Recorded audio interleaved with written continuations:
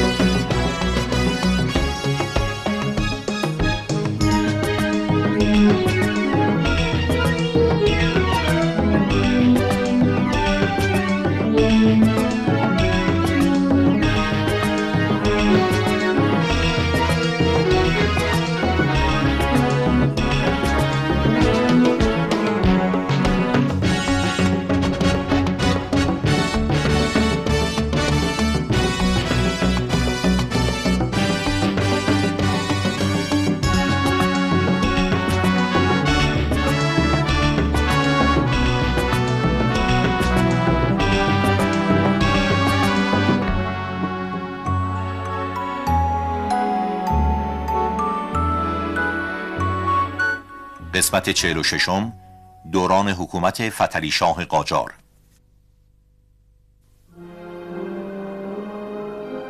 خدا بگم چی کارت کنه مستخدم با اون پسر دخل دستگاه رو آورده. خب مثل این که دیگه داره تموم میشه. بله اینم آخرین پیچ. خب تموم شد. خسته شدم. سلام بچه ها. داشتم دستگل آقازاده جناب مستخدم رو درست میکردم. خواهش میکنم استاد، لطف دارین خودتون گلین همه رو گل میبینید. توی آقای مستخدم، حال پسرت چطوره؟ بهتر شد؟ بله، اول کمی از کار شما عصبانی شدم، اما حالا که میبینم شما به اشتباهتون در برخورد با یه بچه پی بردین شما رو میبخشم. چی اشتباه؟ من اشتباه کردم؟ خواهش میکنم استاد، انسان جایز الخطا. ولی من میخواستم بگم که اصلا دیگه حرفشم نزنین استاد، بخشیدمتون. ببین چطوری اول کلاس اعصاب منو میریزه به هم. بگذاریم بریم سر درس امروزمون. خب دوستان، اما از درس امروز اگه یادتون باشه در درس پیش گفتیم که آقا محمد خان به دست خدمتکارانش به قتل رسید. بعد از این اتفاق برادرزاده او به نام بابا خان معروف به فتحعلی خان که ولیعهد بود با راهنمایی و کمک حاج ابراهیم خان کلانتر در سال 1176 هجری شمسی به سلطنت رسید. فتحعلی شاه ابتدا با مدعیان متعددی از جمله عموی خود، برادر خود و برخی از بازماندگان خاندان زند روبرو شد، اما توانست آنها را شکست داده و از میان بردارد. این مسائل حدود 5 سال به طول انجامید. خب دستگاه نمایش ادامه بگیر.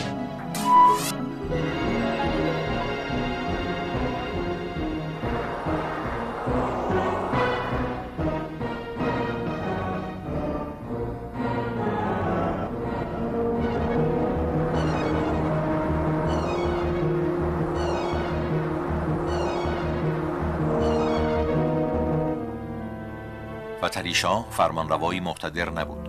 او نیز همچون آقا محمد خان با کوچکترین ظنی به اشخاص حکم به قتل آنها می‌داد.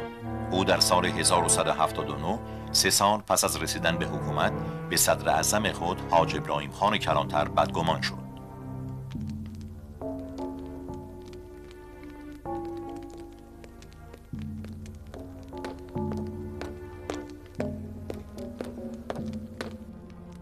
قبله عالم به سلامت. با بنده امری داشتید؟ آری حاج ابراهیم خان کلانتر، می‌خواهیم که شما را عزل کنیم و حکم صدارت را به میرزا شفیع مازندرانی بدهیم. پس کم لطفی شما در این مدت به این دلیل بوده شاه به من بدگمان شده. من به تو از همان آغاز هم بدگمان بودم، اما با کمک من بود که قبله عالم توانستند حکومت تهران را به دست بگیرند. شاید، اما حالا دیگر به تو نیازی نداریم. پس چاکر را مرخص می‌فرمایید؟ بله، البته به روش قاجار. یعنی عاقبت من چه می‌شود؟ میدانی که مالیدن روغن به پوست باعث تراوت آن میشود. ما هم گفتیم تو را کمی در روغن بخوابانی. ولی خودت آنجا را نگاه کن.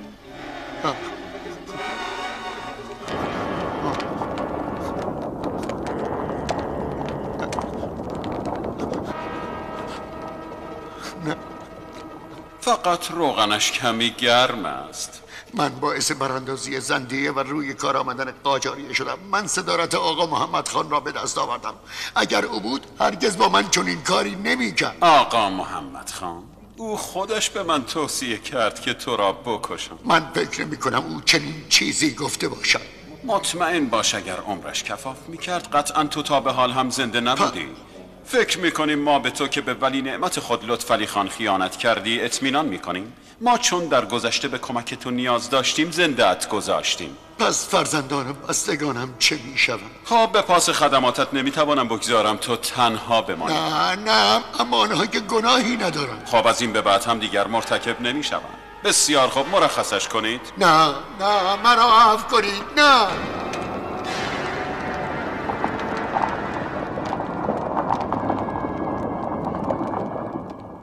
من خواهم رفت، اما دور نمیبینم که از کرده خود پشیمان شوی. تو هنوز این قوم را نشناخته ای. فقط در دم آخر سخنان مرا به یاد بیاور، سپس به سوی جهنم برو.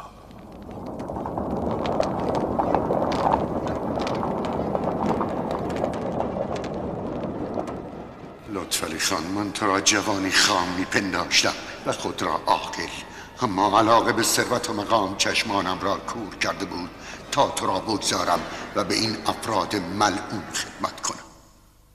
تاریخ نیمه اول قرن 12 هجری شمسی مقارن با نیمه اول قرن 19 میلادی بود که از جهاتی بخشی از مهمترین قسمت‌های تاریخه، زیرا در این 50 سال وقایع مهمی در اروپا رخ داد که اثرات آن از محدوده اروپا فراتر رفت و تمام دنیا از جمله ایران را تحت تاثیر قرار داد.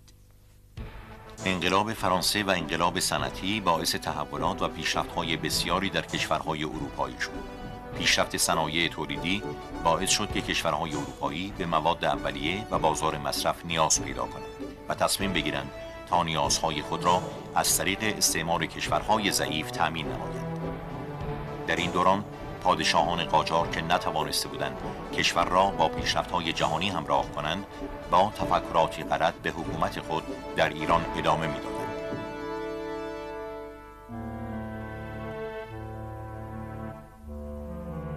گوش کن فتحعلی خان، نصیحتی به تو میکنم که باید پس از من آن را به کار گیری.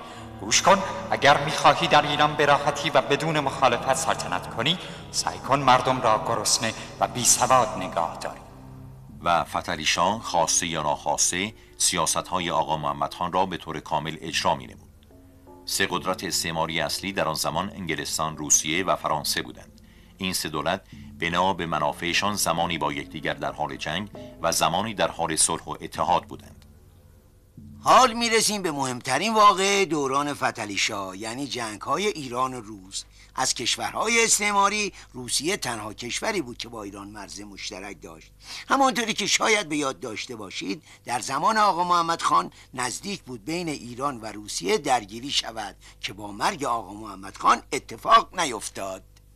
پتر کبیر سالها پیش از این دستیابی به آبهای آزاد جنوب را از اهداف روسیه قرار داده بود. جانشینان او نیز در پی واقعیت بخشیدن به این رویا بودند و به دنبال بهانه‌ای برای حمله به ایران می‌گشتند.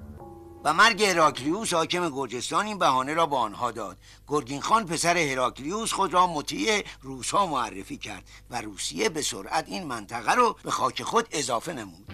با تجاوز ارتش روسیه به گرجستان، ارتش ایران به فرماندهی ولیعهد عباس میرزا که مردی شجاع و دلاور بود به مقابله با آنها پرداخت. شروع این جنگ‌ها در سال 1181 هجری شمسی بود. سرورم عباس میرزا زنده باشد. چه خبر از اردوی دشمن؟ روس‌ها پس از فتح گنجه به سمت ایروان می‌آیند و فعلا در روستایی اردو زدند. فرمانده آنها نیز شخصی به نام سیسیانوف است. خبر قتل عام مردم مسلمان گنجه مرا بسیار متاثر کرد. انتقام خون آنها بر گردن من است. به این کافران نشان خواهیم داد با چه طرف هستند. دستور حمله بدهید. نباید با آنها فرصت استقرار داد.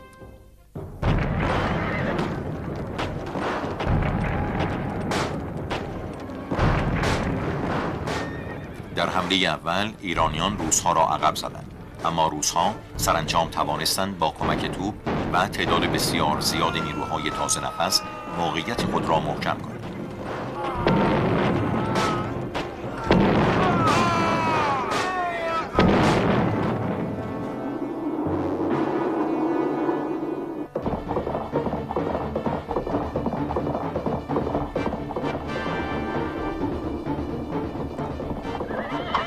سلام بر شاهزاده عباس میرزا. سرورم، توپخانه روس‌ها نیروهای ما را عقب رانده است. آنها در حال پیشروی به این سو هستند. چه دستوری می‌فرمایید؟ همه به دنبال من حمله کنید! نگریزید سربازان دلیر ایرانی! این منم عباس میرزا که به یاریتان آمدم. حمله کنید!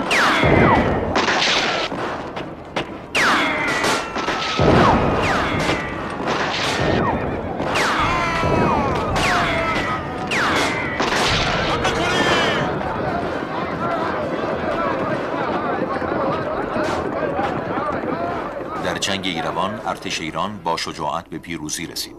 بیش از 10,000 تن از قوای روس کشته و تعداد زیادی نیز اسیر شدند. اما متاسفانه جنگ به این ترتیب ادامه نیافت و ارتش ایران نیز متحمل شکست‌هایی شد. پادشاهی فتحعلی شاه در ایران همزمان با به قدرت رسیدن ناپلئون بوناپارت در فرانسه بود. ناپلئون می‌خواست فرانسه را به قدرت اول قاره اروپا تبدیل کند. ارتش فرانسه به رهبری ناپلئون بر تمام سلاطین اروپایی پیروز شد و فقط انگلستان بود که در برابر فرانسه مقاومت می‌کرد و توانست در جنگ‌های دریایی شکست سختی به فرانسه وارد کند. ناپلئون پس از این شکست تصمیم گرفت با دولت عثمانی متحد شود و از راه ایران به هندوستان که مستعمره انگلستان بود حمله کند تا به این طریق بتواند انگلستان را در دو جبهه مشغول کرده و از قدرت آن بکاهد. فتحعلی شاه که خود را در برابر روسیه ضعیف میدید دست به دامان فرانسه شد. بین دو کشور معاهده ای امضا شد به نام معاهده فینکنشتاین. در این معاهده فرانسه به ایران قول داد تا از ایران در برابر روسیه حمایت کند. ببینید. پس چه شد میرزا شفیع؟ کمک های فرانسه چه شد؟ هیچ سرورم، هیچ؟ اما فرستاده ناپلئون ژنرال گاردون قول تجهیزات به ما داده بود. سرورم باید بگویم اطلاعات جدیدی به دست آوردم که... پس چرا معطلی؟ حرف بزن. سرورم، روسیه و فرانسه در محل تلسیت روسیه قرارداد صلحی امضا کردند. فرنگی های خائن ما را به روسیه فروختند. از شواهد این طور برمی آید سرورم. ما را بگو به چه کسانی دل بسته بودیم. حال باید چه کار کرد؟ خب حالا فقط میماند انگلستان که با روسیه مخالف است. یعنی آنها به ما کمک میکنند؟ به دلیل رابطه ما با فرانسه روابطمان با انگلستان بسیار سرد شده بود، اما آنها همیشه منتظر موقعیت بودند تا به خدمت شما شرفیاب شوند. پس خودت زمینه رابطه با انگلیسی ها را بچین. اطاعت سرورم.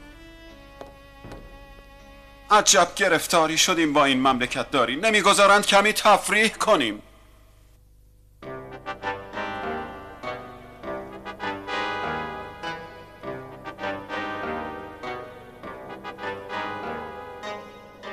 پس این تجهیزات نظامی چه شد؟ انگار قرار نیست هیچ وقت برسند.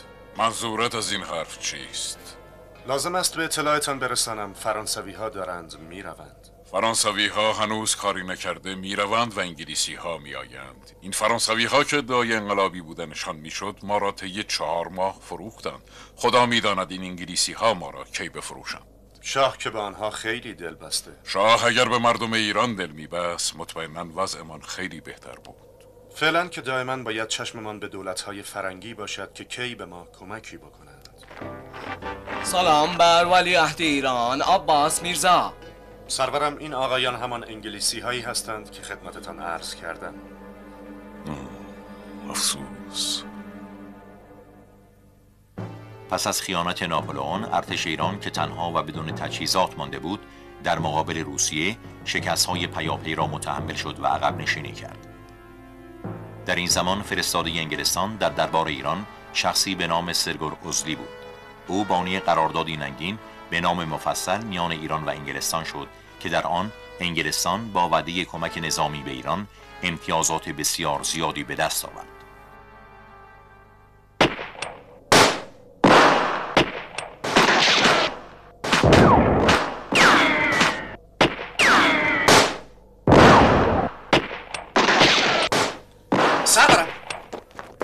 سرورم مستشاران انگلیسی اردوگاه را ترک کردند.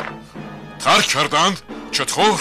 کجا رفتند؟ آنها و همراهانشان ما را تنها گذاشتند چون دیگر جنگ با روسیه را به نفع خودشان نمیدانند. چه میزان نیرو برای من مانده؟ ما 1/10 روس‌ها هم نیرو نداریم. چه دستور می‌فرمایید؟ امید کمکی از پدرم فتحعلی شاه هم نیست. یعنی کاری نمیتوانیم بکنیم؟ چاره‌ای نیست، نامه‌ای به شاه می‌نویسم. سرگور اوزلی سفیر دولت معظم انگلستان شرفیاب می شود. 1 دقیقه نمیگذارند به حال خود باشیم. عجب گرفتاری شدیم با این سلطنت. سلام بر پادشاه ایران. سلام بر سفیر دولت دوست انگلستان.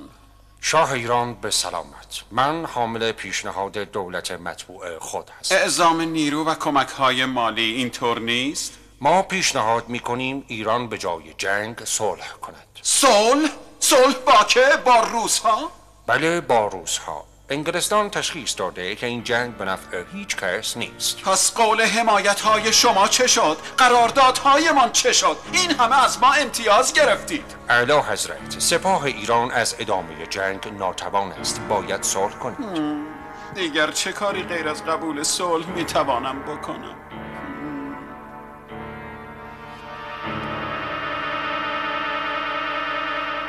به این ترتیب به دلیل بیکفایتی حکومت و عدم ارسال کمک مالی از طرف فتحعلی شاه برای عباس میرزا، سپاه ایران شکست خورد که البته خیانت انگلیسی ها را هم باید به علل شکست اضافه کرد. سرانجام پس از 10 سال جنگ با روس‌ها پیمان صلح با آنها در سال 1191 هجری شمسی در روستای گلستان منعقد شد و این پیمان به نام عهدنامه گلستان معروف گردید.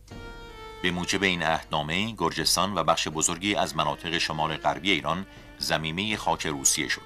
ایران از حق کشتیرانی در دریای خزر محروم شد و امتیازات زیادی به روس‌ها واگذار گردید و در عوض روسیه متحد شد از به حکومت رسیدن ولیعهد قاجار حمایت کند.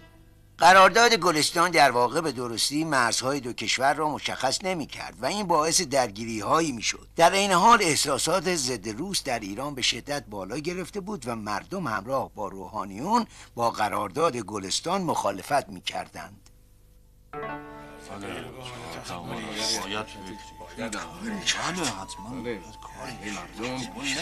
آخر تا کی باید شاهد ظلم کفار روس در حق مردم سرزمین‌های اشغالی باشیم؟ هر روز خبرهای جدیدی از جنایات روس‌ها در حق مسلمانان سرزمین‌های جدا شده از ایران میرسند. میبایست کاری کرد. آخر چه کاری؟ حکومت که در دست یک مشت ترسوست. برادران مژده علمای بزرگ شیعه بر علیه روس‌ها اعلام جهاد کردند. اعلام جهاد کردند؟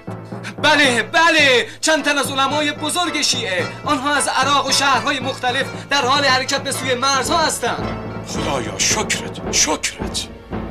حال نوبت عمل است برادران، برخیزید. یا علی. حرکت خودجوش مردم به سوی مرزها حکومت را مجبور به اعلان جنگ نمود. سپاه ایران به یاری مسلمین و با شور و شوق حاصل از حکم جهاد به پیروزی‌های دست یافت. قیام مردم مسلمان شهرهای اشغالی که از ظلم روس‌ها به سطوح آمده بودند، زمینه پیشروی ایرانیان را به وجود آورد. در ابتدا بسیاری از سرزمین‌ها که در جنگ اول از دست رفته بود آزاد گردید، اما ضعف فرماندهی و کمبود تجهیزات از این پیشروی‌ها جلوگیری کرد. مهمترین جنگی که در این دوره اتفاق افتاد جنگ گنجه بود که با شکست سپاه ایران پایان یافت. این نامه را بگیرید و سریعا به دربار و پدرم فتحعلی شاه برسانید. لشکر در چه حال است؟ سربازان چند ماه است که مواجب نگرفتند. تجهیزاتمان بسیار فرسوده شده و مهمات در حال اتمام است. پس کجاست کمک های انگلستان؟ کجایند آن مستشاران نظامی که قولش را به ما داده بودند؟ چرا از عمل به قولهایشان تفره می روند؟ آنها میگویند چون ایران شروع کننده جنگ بوده طبق معاهده بین دو کشور نمیتوانند کمکی به ما بکنند. همه این حرفها فقط بهانه است. انگلیسی ها هرگز دوستی با روسیه را فدای قولهایی که به ما داده‌اند نمی‌کنند. حال چه دستور میفرمایید؟ از شاه درخواست مقداری پول برای لشکر کردم تا ببینم چه میشود.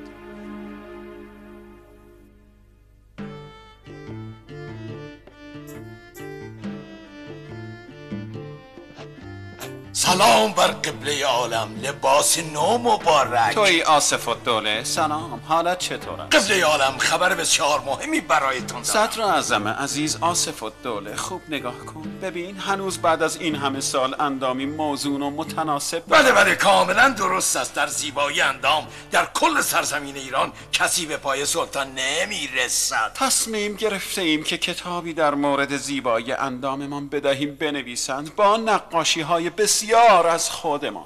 چه تصمیم نیکوی قبله عالم. ضمناً بد نیست بدانید که چیز جالبی برایتان آوردم. امیدوارم از آن خوشتان بیاید.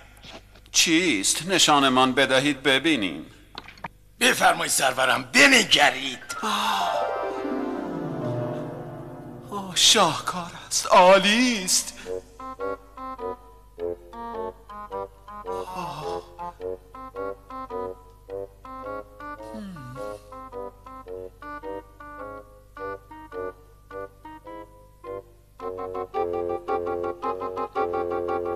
این اثر شاهکار است. به نقاش آن هر چقدر پول خواست بدهید. عالی است، عالی است. آفرین وزیر لایق ما. ضمناً یک چیز دیگر قبله عالم. چیست؟ دیگر چیست؟ سرورم این نامه ولیعهد عباس میرزا از جبهه نبرد با روس هست.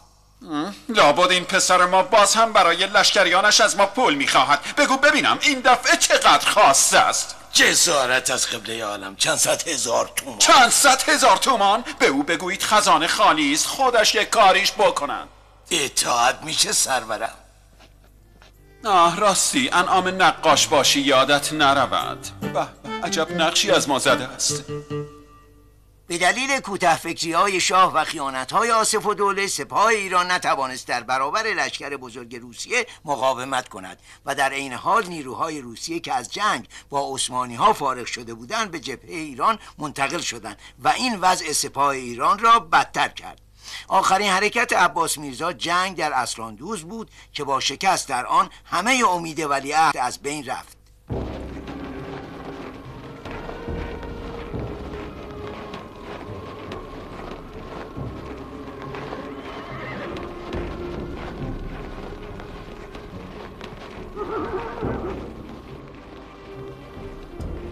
سردار راهی نیست، باید بازگردیم. شاه حتی پشیزی به ما کمک نکرد. آن آصف الدوله خائنم فقط در کارها کارشکنی میکنند. من نمیتوانم این خفت را تحمل کنم. من هم همینطور، اما کاری ساخته نیست. شیرازه سپاه از هم پاشیده. باید از پیشروی سپاه روسیه به آن سوی رود ارس جلوگیری کنیم و برای این منظور تنها راه صلح با روس خواست. من با شما نمیآیم، زیرا پیش از این دو آرزو داشتم. یکی آزادی خاک زادگاهم از چنگال روس‌ها و دیگری مرگ در همین خاک. آرزوی اول از بین رفت، اما آرزوی دوم را هیچ کس نمیتواند از من بگیرد. من همینجا میمانم و تا آخرین قطره خون خود با روس‌ها میجنگم تا سرانجام در همین خاک کشته شوم. بدرود. تو سرداری شجاع برای سپاه بودی. آیا وصیتی نداری؟ فقط یک خواسته و آن این که امیدوارم روزی که به پادشاهی ایران رسیدید آرزوی اول مرا برآورده کنید. بدرود سرورم.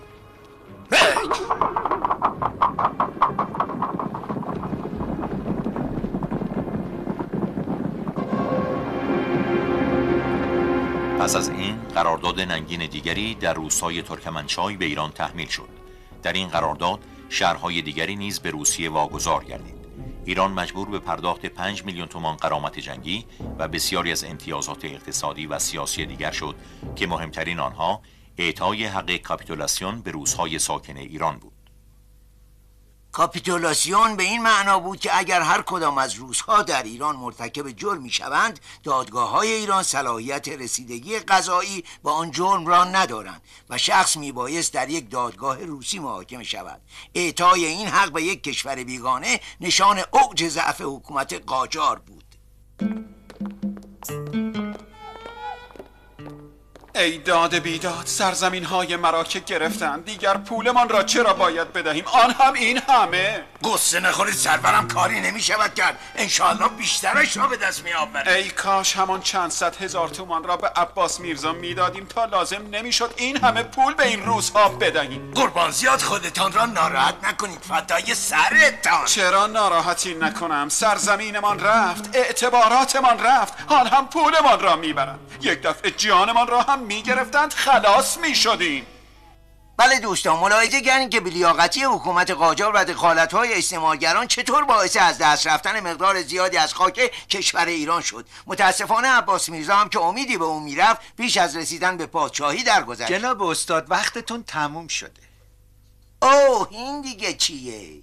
استاد به این تابلو نگاه کنین. میدونین استاد، همه فک و فامیلای ما از قدیم به داشتن تابلوی نقاشی از خودشون علاقه داشتن.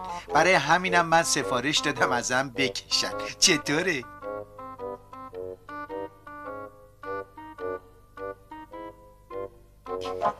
عجب، خیلی جالبه. راستی استاد، اینم پسرم از شما کشیده. نگاه کنین. نفهمیدم، این منم؟ فکر میکنم از شما خیلی ترسیده بود. من بهش گفتم که شما از رفتارتون معذرت خواستین، اونم شما رو بخشید.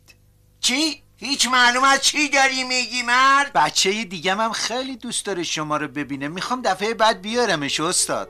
چی؟ بچه دیگه؟ اینجا کلاس درسه، نه مهد کودک آقا جان. میبینم که خیلی خوشحال شدین استاد. خداحافظ. آی وایسو ببینم، من به رئیس شکایت میکنم. آخه اینجا که جای بازی بچه ها نیست. عجب گرفتاری شدیم ما.